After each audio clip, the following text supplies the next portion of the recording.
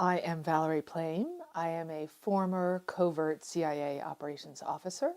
I'm also a mother of twins. I'm a writer, I'm a speaker, I'm an activist on nuclear issues, and I have been invited to this festival.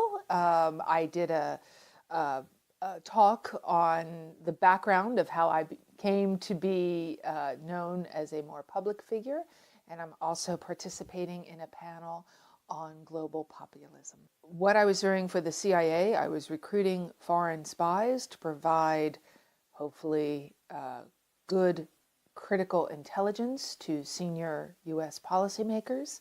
My particular expertise was counter-nuclear proliferation. Essentially, that means making sure bad guys do not get a nuclear weapon. Wow. July 2003, my husband, Ambassador Joe Wilson, wrote an op-ed piece for the New York Times. In it, he went after the central premise, rationale that the Bush White House gave for going to war in Iraq, which was an imminent nuclear threat. And as a result, about a week later, senior administration officials leaked my covert CIA identity, essentially as payback. Yes, I have read it. I would say that that whole time period, here we are 15 years on from the invasion of Iraq, and it is a decision that I think will go down in history as probably one of the worst foreign policy decisions in the United States and perhaps in the United Kingdom, although it has a much longer history than the United States. Nevertheless, the UK at that time, under Prime Minister Tony Blair, was famously, closely allied with U.S. choices on this. What I saw somewhat contemporaneously, and even more so today, of course, knowing what we know, is that the U.S. administration was set to go to war with Iraq. The policy famously was, the intelligence was famously wrapped around the policy rather than intelligence driving policy.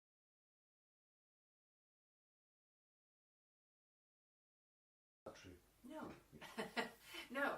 No significant weapons of mass destruction, in particular nuclear, were found of any sort. The United States government at the very highest levels knew that. We had recruited the foreign minister, the Iraqi foreign minister, he was a source providing intelligence, and others.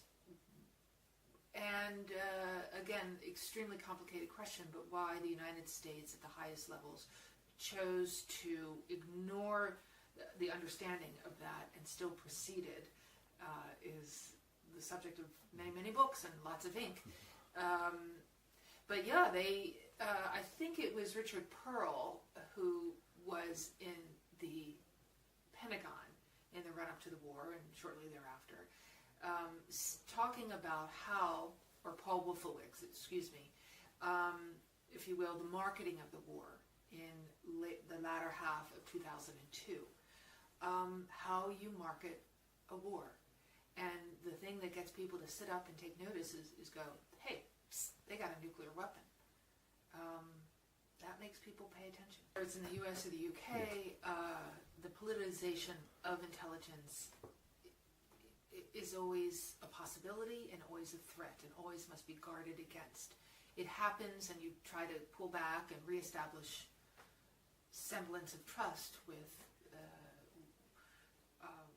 the general public. Very difficult because of the nature of intelligence business, of course. If it continues to happen, you become a banana republic. But I think there is an argument to be made that in part we are where we are in the United States today, and the general trend of populism that we're seeing throughout the world, Western Europe for sure, can be traced back to 9/11 and the aftermath. Going to war on essentially trumped up charges,